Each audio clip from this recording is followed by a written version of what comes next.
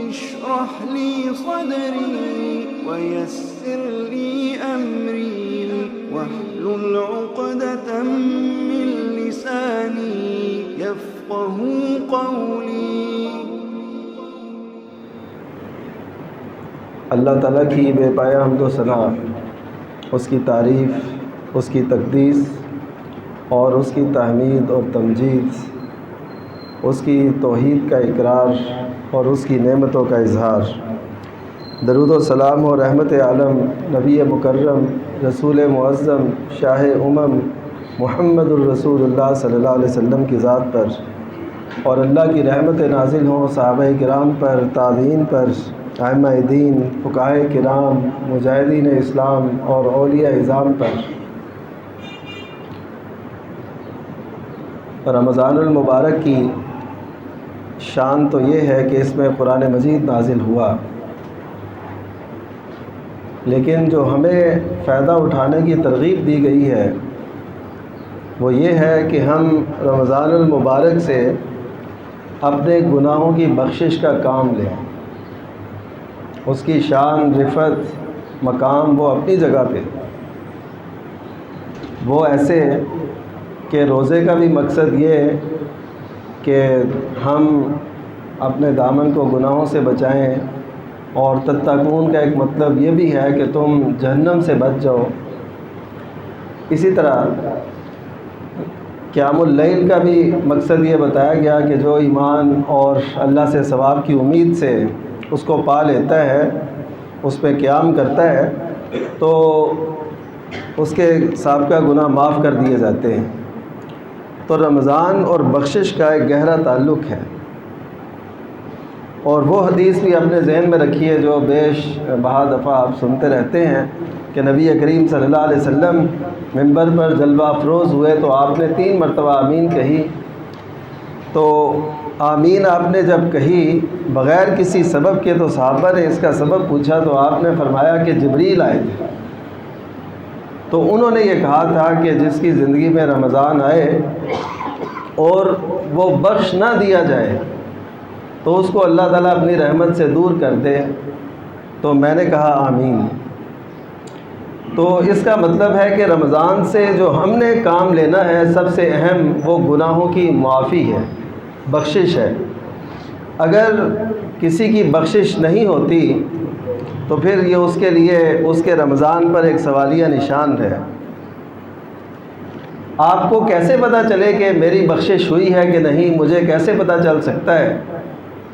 وہ اس طرح پتہ چلتا ہے کہ جب انسان گناہوں کے بوجھ سے نکلتا ہے، گناہوں کا بوجھ اپنے آپ سے دور کروانے میں کامیاب ہو جاتا ہے، تو ایسے سمجھے انسان ہلکا ہو جاتا ہے، انسان اس رب تعالیٰ کے قریب ہو جاتا ہے جس کے اور اس بندے کے درمیان گناہ حائل تھے۔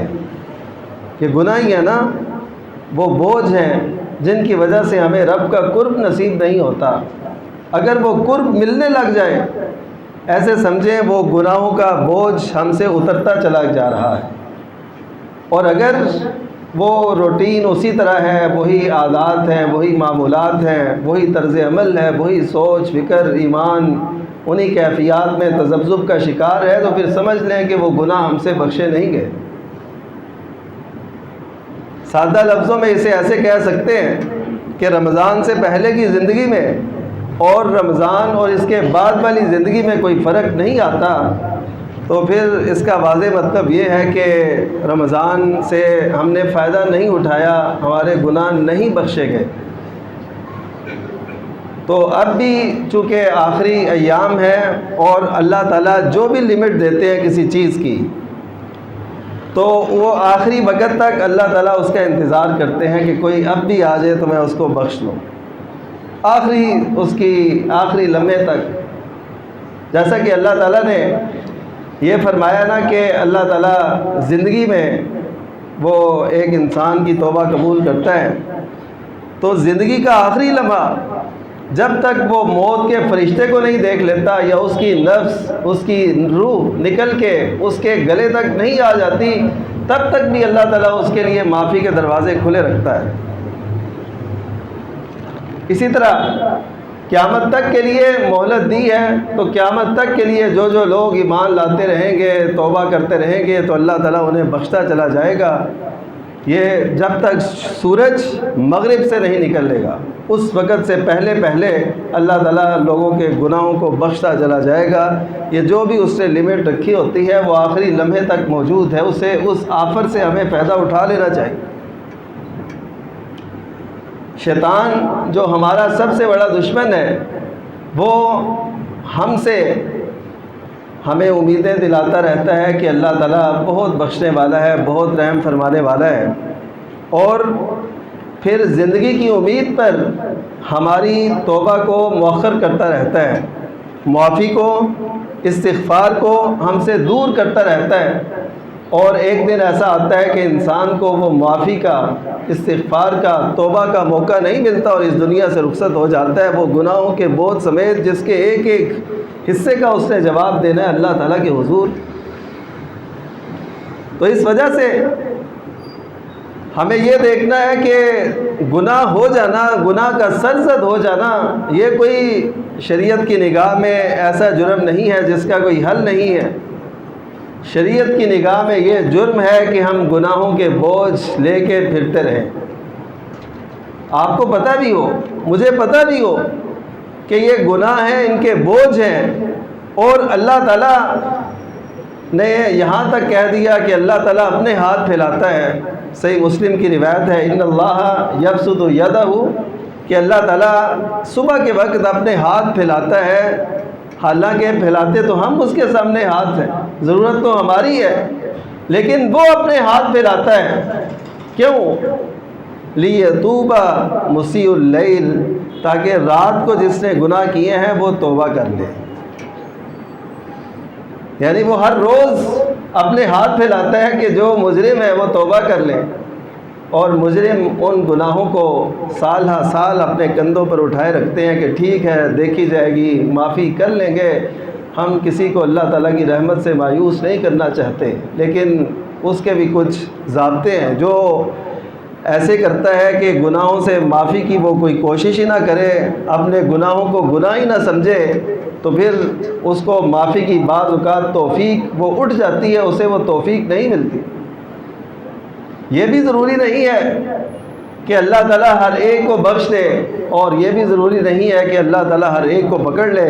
ہم نے خود دیکھنا ہے کہ ہمارا شمار ایسے لوگوں میں سے نہ ہو جائے جو اس دنیا سے رخصت ہوں اور ان کے ذمے ان کے بچپن سے لے کے اب تک کے، اور جب تک ان کی وفات ہوئی تب تک کے گناہ ان کے ذمے باقی ہوں، ان کو توبہ کی توفیق ہی نہ ملی ہو، استغفار ہی نہ کیا ہو۔ یہ جو توبہ اور استغفار ہے، یہ اللہ تعالیٰ کو اس قدر پسند ہے، اس قدر پسند ہے کہ نبی کریم صلی اللہ علیہ وسلم نے اس کی ایک مثال دے کے ہمیں یہ بات سمجھائی کہ ایک شخص و صحرا کے اندر، اس کے پاس اس کا اونٹ ہے، اس پہ زیادہ راہ ہے، وہ اونٹ اس سے گم ہو جاتا ہے۔ اب اس کو زندگی کی امید وہ ڈوبتی نظر آتی ہے کہ اب میری زندگی برقرار نہیں رہ سکے گی۔ وہ ایسے ہی لیٹتا ہے اور اسی حالت میں اسے نیند آ جاتی ہے۔ دوبارہ جب اٹھتا ہے تو وہ اس کو سواری اس کی آنکھوں کے سامنے نظر آتی ہے۔ یا ایسے دوسرے لفظوں میں سمجھ لیں کہ کسی کو زندگی کی بالکل رمق وہ نہ نظر آ رہی ہو، پھر اچانک اسے نئی ایک زندگی مل جائے تو اس کی خوشی کا عالم کیا ہوگا۔ تو نبی کریم صلی اللہ علیہ وسلم نے فرمایا کہ اللہ تعالیٰ تم میں سے کسی ایک کی توبہ سے اس سے بھی زیادہ خوش ہوتا ہے۔ تو ہم اللہ کی خوشی کیوں نہیں چاہتے؟ اور نبی کریم صلی اللہ علیہ وسلم کا وہ جو ارشاد ہے کہ اگر تم گناہ نہیں کرو گے تو اللہ تعالیٰ ایسی قوم کو لائے گا جو گناہ کرے گی اور پھر اللہ تعالیٰ اسے بخشے گا۔ یعنی گناہ ہو جانا یہ کوئی بعید نہیں ہے، لیکن گناہوں کا بوجھ لیے پھرنا اور توبہ کو، استغفار کو مؤخر کرتے چلے جانا، یہ انسان کے لیے بہت بڑی محرومی کا باعث بن سکتا ہے، کیونکہ انسان کو نہیں پتا کہ اس کا زندگی کا اختتام کب اور کیسے ہونا ہے، کس حالت میں ہونا ہے۔ اس وجہ سے اسے توبہ کرنے میں اللہ تعالیٰ نے کوئی اس کی لمبی چوڑی شرائط تو نہیں رکھی، اللہ تعالیٰ نے کوئی گناہوں کی لمٹ تو نہیں رکھی کہ تم بس اتنے گناہ لاؤ گے تو میں معاف کروں گا، اس سے زیادہ لاؤ گے تو میرے پاس معافی نہیں ہے۔ ایسا کوئی اللہ تعالیٰ نے حد بندی قائم نہیں کی۔ اگر ابن آدم کے گناہ عنان السماء یعنی آسمان کی بلندیوں تک بھی پہنچ جائے اور وہ امید لے کے آئے میرے پاس، اللہ تعالیٰ فرماتے ہیں تو جب تک وہ مجھ سے امید رکھتا رہے گا اور مجھ سے پکارتا رہے گا میں اس کے گناہوں کو معاف کرتا چلا جاؤں گا۔ اس غفور سے، اس رحیم ذات سے ہم کیوں اس قدر غافل ہیں؟ اور اس توبہ اور استغفار کے جو شرائط ہیں وہ بڑی معمولی سی ہیں، وہ ندامت آپ نادم ہوں کہ یہ میں نے غلط کیا ہے بس، اور اس پہ آپ کا ارادہ پکا ہونا چاہیے کہ میں آئندہ ایسا نہیں کروں گا۔ اگر پھر ہو جاتا ہے تو پھر بھی یہ نہ سمجھے کہ میری توبہ ٹوٹ گئی تو اب کیا ہوگا، وہ اللہ تعالیٰ پھر بخشنے والا ہے۔ لیکن آپ چلیں تو صحیح اس کے در پہ، آپ اس کی طرف رجوع تو کریں۔ ہم سب کو چاہیے کہ ہم توبہ کی اتنی سہولت اور آسانی، اب دیکھیے اللہ تعالیٰ نے یہ بھی نہیں فرمایا کہ تمہارا ایک باقاعدہ اعلان کیا جائے گا کہ یہ شخص ہے جتنے اتنے جرم کیے تھے تو آج اس کی بخشش ہو گئی ہے۔ اللہ تعالیٰ اس کو بھی راز میں رکھتا ہے۔ وہ تو لوگوں سے کہتا ہے کہ تم ایک دوسرے کے راز رکھو، تو وہ راز افشا کیسے کرے گا؟ بس اس مجلس میں بیٹھے کوئی شخص یہ ارادہ اور عزم کرتا ہے کہ میں اللہ تعالیٰ سے توبہ کرتا ہوں، میں اپنی زندگی بھر کے گناہوں سے نادم ہوتا ہوں، تو بس اللہ تعالیٰ اس کے گناہوں پہ معافی کا قلم پھیر دیتا ہے۔ وہ یہ نہیں کہتا کہ تو نے اتنے جرم کیے، حالانکہ ہم دیکھتے ہیں ہمارے بالکل سگے، ہمارے اپنی اولاد، ہمارے بہن بھائی ہم سے ایک بار، دو بار، 3، 4، 5، 10 مرتبہ کوئی ایسی زیادتی کریں تو ہم ان کے لیے ہمیشہ دروازے بند کر دیتے ہیں۔ لیکن اللہ تعالیٰ نے کبھی ہم سے یہ نہیں کہا کہ تم نے اتنی بار توبہ کر چکے ہو، اب تمہیں معافی نہیں ملے گی، اب بھی تمہارے لیے توبہ کے دروازے کھلے۔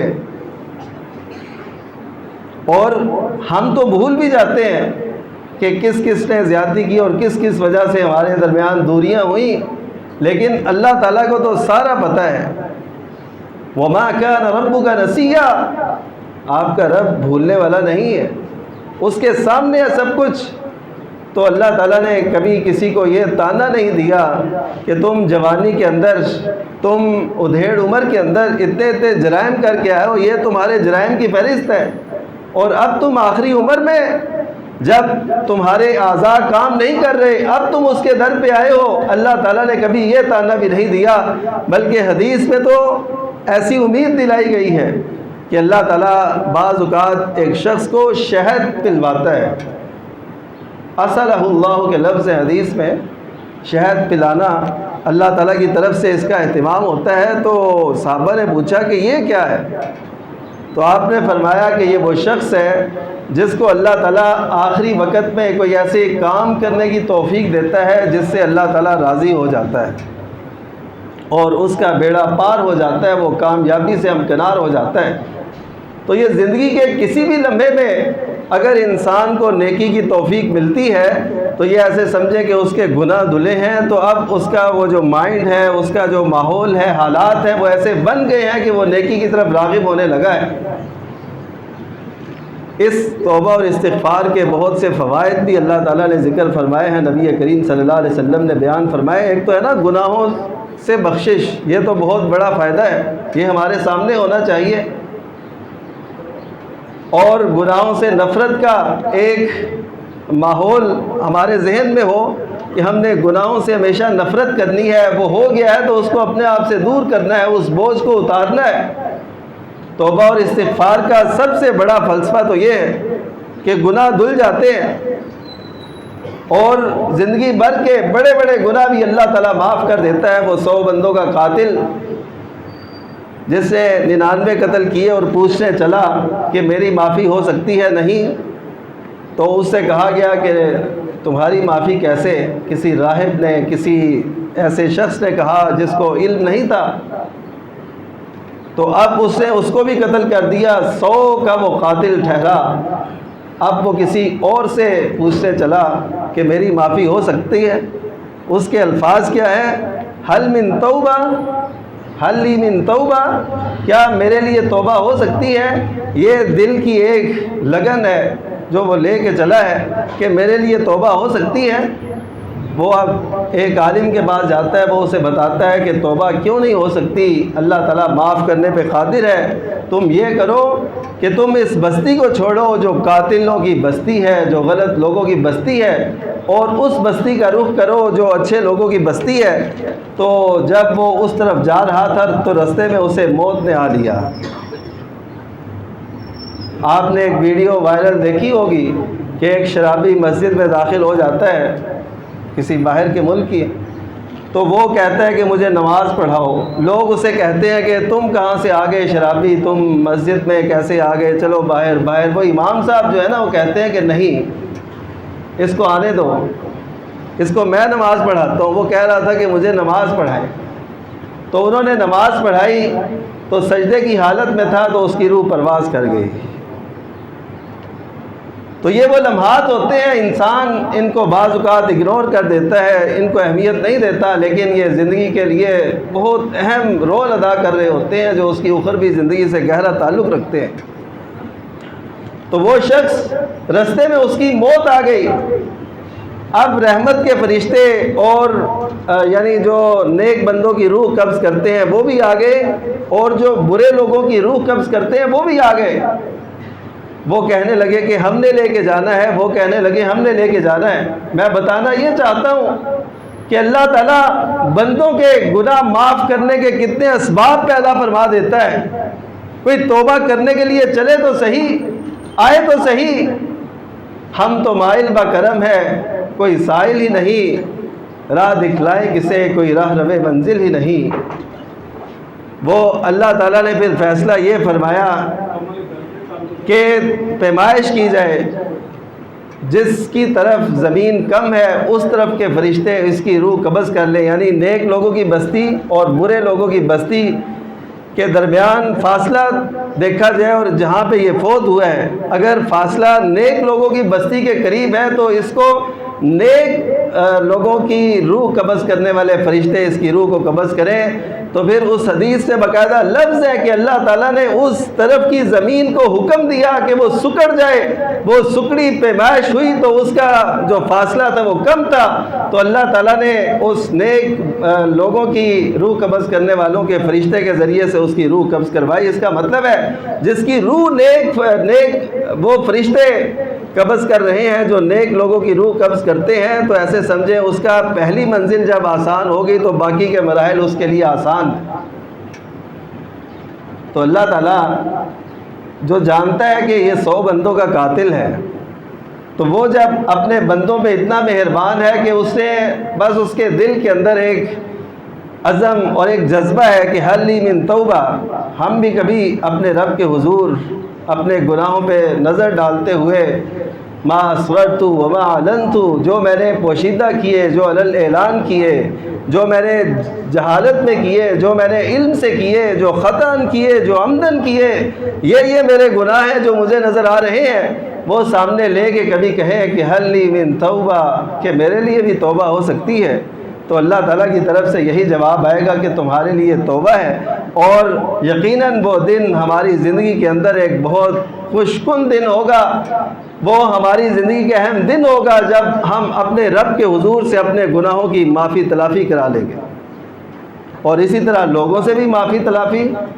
ہم نے جو لوگوں کے حقوق غصب کیے ہوتے ہیں، جو کسی کو تکلیف پہنچائی ہوتی ہے، کسی کی غیبت کی ہوتی ہے، کسی کی چغلی اور بلکہ جادو تک کر دیا جاتا ہے، کوئی ایسے کام جو لوگوں کے حقوق سے تعلق رکھتے ہیں، ان سے بھی معافی تلافی کرانا یہ ضروری ہے۔ یہ نہ ہو کہ ہم اللہ تعالیٰ سے تو معافی تلافی کرا لیں لیکن لوگوں کے جو حقوق غصب کیے ان کی طرف ہماری توجہ نہ ہو، پھر بھی معاملہ جو ہے بہت دشوار ہے۔ وہ حدیث مفلس کو یاد رکھیے جو نبی کریم صلی اللہ علیہ وسلم نے فرمایا، روز قیامت ایک شخص آئے گا جس کی بہت سی نیکیاں ہوں گی اور اس کے خلاف دعوے دار بھی ہوں گے، تو اس کو اس کی نیکیاں دی جائے گی۔ یہ جو روزہ رکھ کے ہم نے نیکیاں کمائی ہیں اللہ کے حضور پہنچ گئی، لیکن ہو سکتا ہے کہ ایسے دعوے دار ہوں جی اس نے مجھے مارا تھا، اس نے مجھے برا بھلا کہا تھا، اس نے میرا حق غصب کیا تھا، اس نے زمین پہ قبضہ کیا تھا، اس نے یہ کیا تھا، اس نے جھوٹی گواہی دی تھی میرے خلاف.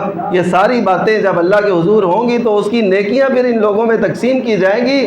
اور کبھی ایسا بھی ہو سکتا ہے، ایسا شخص بھی ہو سکتا ہے کہ اس کی ساری نیکیاں لوگوں کے دعووں کے لیے ان کو دے دی جائیں اور اس کی پھر ان کی برائیاں پھر اس کے کھاتے میں ڈال دی جائیں. تو نبی کریم صلی اللہ علیہ وسلم نے فرمایا میری امت کا مفلس ترین شخص یہ ہے.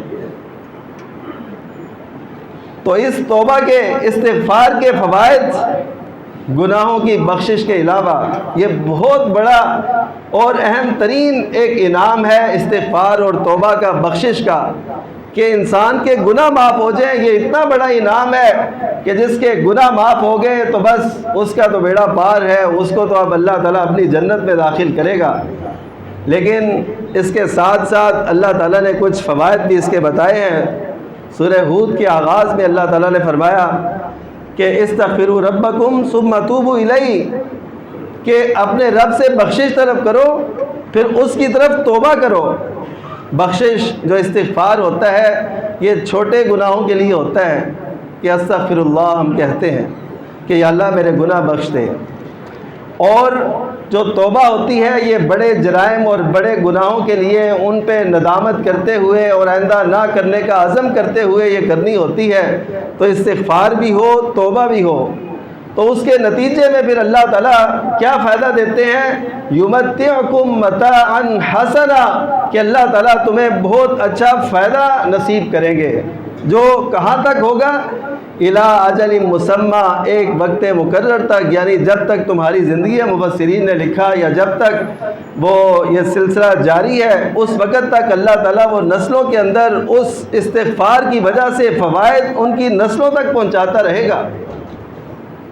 کہ یہ لوگ بخشش طلب کرتے تھے اللہ تعالیٰ سے، اس کے اثرات وقت مقرر تک اللہ تعالیٰ ان کی آنے والی نسلوں تک پہنچاتا رہے گا. استغفروا ربکم، وہ رب جو آج اس قدر ہماری توبہ اور معافی سے خوش ہوتا ہے. جیسے میں نے حدیث عرض کی کہ صحرا کے اندر ایک شخص کی سواری گم ہو جاتی ہے تو وہ پریشان ہوتا ہے، تو اب اتنا خوش ہوتا ہے. ایک آنسو اگر کوئی بندہ ندامت کا ٹپکا دیتا ہے اللہ کے ڈر سے، اللہ کے خوف سے، تو اس آنسو کی اتنی قدر ہے کہ نبی کریم صلی اللہ علیہ وسلم کے ارشاد کے مطابق اس کے لیے جنت واجب ہو جاتی ہے اور جہنم اس پہ حرام ہو جاتی ہے. لیکن اس زندگی کے بعد اگر کوئی زمین بھر کے سونا لائے گا تو بھی اس کی کچھ اہمیت نہیں ہوگی، حالانکہ وہ سونا نہیں لا سکے گا. قدر وقت وقت کی بات ہے. اگر ہم جیتے جی ہوش میں حواس میں اپنے گناہوں سے نادم ہو کے توبہ کرتے ہیں تو اللہ تعالیٰ خوش ہوگا. لیکن اگر ہم توبہ نہیں کرتے اور اس حال میں اس دنیا سے چلے جاتے ہیں تو وہ عزیز ذو انتقام ہے، وہ انتقام لینے والا بھی ہے. چلے آپ کو جنت کے حصول کا اتنا شوق اور مجھے نہ بھی ہو تو کم از کم یہی بات ہمارے ذہن میں ہونی چاہیے کہ اس کے انتقام کا سامنا کون کر سکتا ہے، کون ہے جو اس کے مقابل ٹھہر سکے. جہاں پہ انبیاء کرام علیہ السلام کا یہ عالم ہوگا کہ وہ سارے کہہ رہے ہوں گے کہ ہمارا بس نہیں ہے، تم کائنات کے امام محمد الرسول اللہ صلی اللہ علیہ وسلم کی طرف جاؤ. ایک دوسرے کا حوالہ دے گی اور آخر بات جو ہے محمد الرسول اللہ صلی اللہ علیہ وسلم پر ٹھہرے گی. تو اس وجہ سے ہم اس کے جلال کا اور اس کی قہاری کا، اس کے ذو انتقام ہونے کا سامنا نہیں کر سکتے. ہمیں دنیا میں اس سے بخشش طلب کرنی ہے اور دنیا میں وہ فوائد بھی دیتا ہے. متاعن حسنا، بہت اچھے فوائد سے تمہیں نوازے گا. یہ اللہ تعالیٰ کا وعدہ ہے. میں کہتا ہوں کہ کوئی ہمارا وزیر خزانہ یا کوئی بھی ہمیں یہ کہہ دینا کہ یہ مسئلہ حل ہو جائے گا تو ہم اس پہ بڑا تکیہ کرنے لگتے ہیں، وہ کر سکے یا نہ کر سکے یہ علیحدہ بات ہے. لیکن وہ اللہ جس کے پاس سارے خزانے ہیں وہ دعوے سے کہتا ہے یمتعکم متاعا حسنا، وہ تمہیں بہت اچھا فائدہ دے گا، الی اجل مسمى، وقت مقررہ تک دے گا.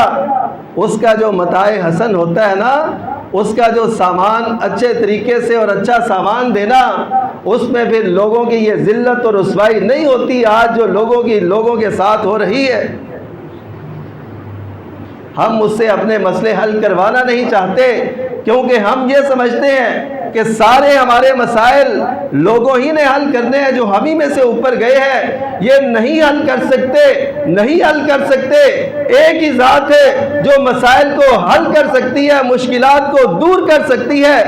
اور اگر اللہ تعالیٰ ان مشکلات کو دور نہ کرے، دنیا کے ارسطو مل جائے، دنیا کے سارے دانشور مل جائے، اس قوم کو اس بحران سے نہیں نکال سکتی جس قوم کو اللہ تعالیٰ نے کسی مشکل میں ڈالا ہو۔ یہ قرآن مجید میں یہ ایک مضمون کہ اللہ تعالیٰ اگر کسی کے ساتھ بھلائی کا ارادہ کرے تو کوئی بھی اسے نقصان نہیں پہنچا سکتا، اور نقصان پہنچائے تو کوئی بھی اسے فائدہ نہیں پہنچا سکتا۔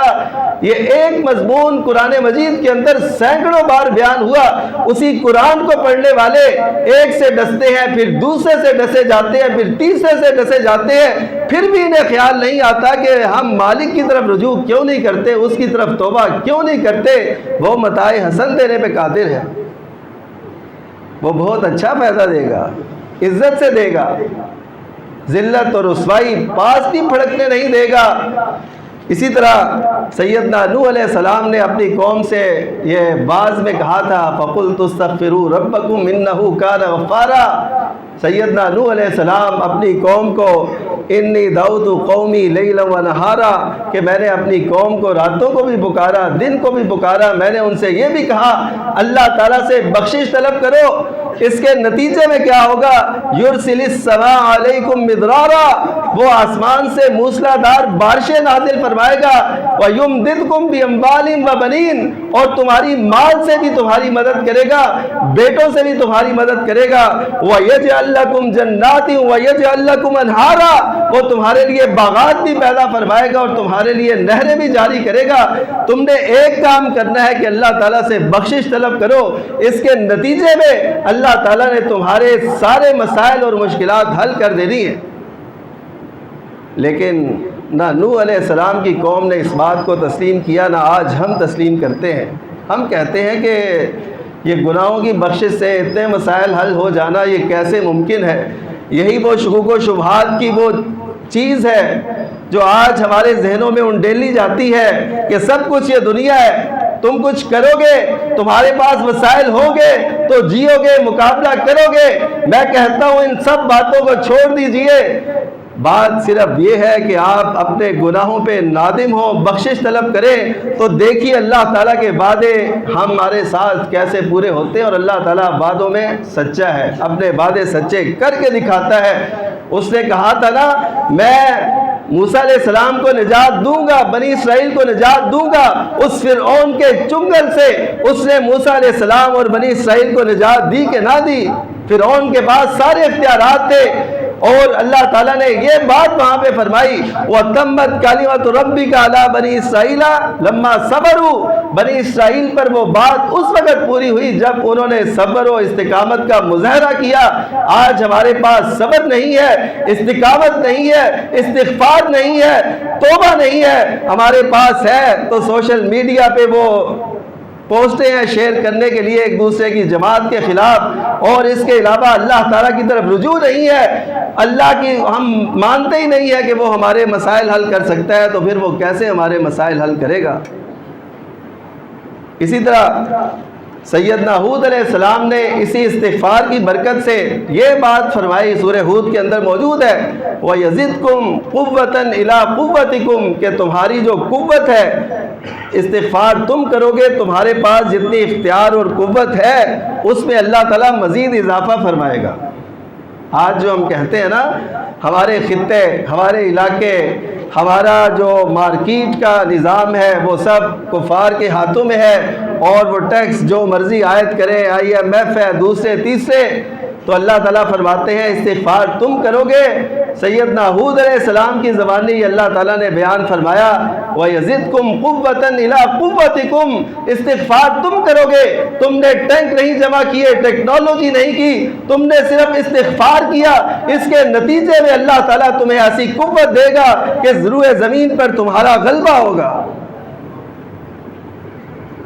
ہمیں چونکہ یہ روحانی جو کیفیات ہیں، جو ایمانی کیفیات ہیں، یہ کبھی حاصل نہیں ہوئی، نہ ہم ان پہ کوئی یقین رکھتے ہیں، ہم بھی انہی کافروں کی طرح یہ سوچتے رہتے ہیں کہ ہم جب تک یہ نہیں کریں گے تو تب تک یہ نہیں ہوگا۔ نہیں میرے دوستو، ہمارے ذمے کا جو کام ہے وہ استغفار ہے، وہ توبہ ہے، وہ اللہ کی طرف رجوع ہے، انابت ہے، وہ ہدایت کی پیروی ہے، وہ نبی کریم صلی اللہ علیہ وسلم کی اتباع ہے۔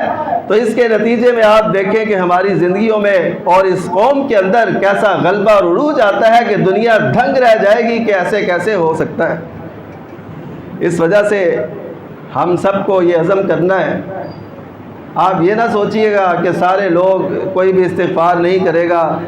جتنے لوگ میری اس بات کو سن رہے ہیں، اور میں اپنے آپ سے بھی یہ درخواست کرتا ہوں کہ ہم سب کو استغفار کی طرف، توبہ کی طرف آنا ہے۔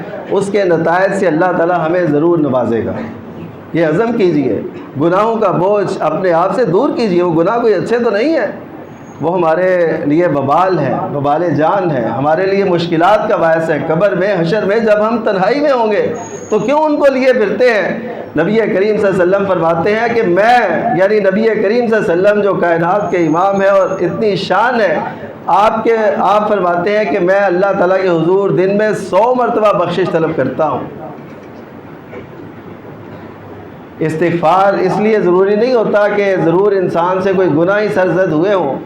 اگر نہیں بھی ہوئے تو یہ اللہ تعالیٰ کے قرب کا ایک بہت بڑا ذریعہ ہے کہ انسان سمجھتا ہے کہ میرا رب ہے جو گناہوں کو معاف کرنے والا ہے۔ اس وجہ سے رمضان المبارک کے پورے مہینے کا جو خلاصہ ہے وہ یہ ہے کہ ہم اپنے گناہوں کو بخشوا لیں، اور اگر کوئی اب بھی نہیں بخشوا سکا تو اس کے لیے اب بھی دن باقی ہیں۔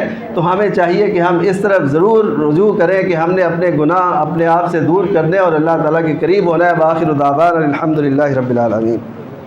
اشرح لي صدري ويسر لي أمري واحلل عقدة من لساني يفقه قولي